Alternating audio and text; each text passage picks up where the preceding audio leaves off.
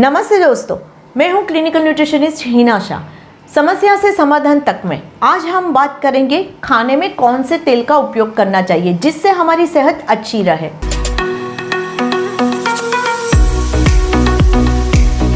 जी हाँ दोस्तों, food item कोई भी ले लो, उसके बनाने में मेन इंग्रेडिएंट्स तो तेल ही होता है।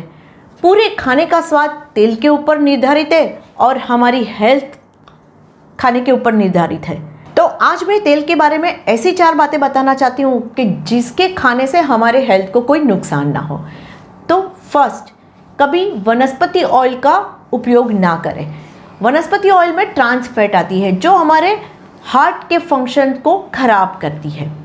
सेकेंड, जब भी आप मार्केट में तेल लेने जाते हो तो मेक श्योर कि तेल आपका फिल्टर्ड होना चाहिए, रिफाइंड नहीं होना चाहिए।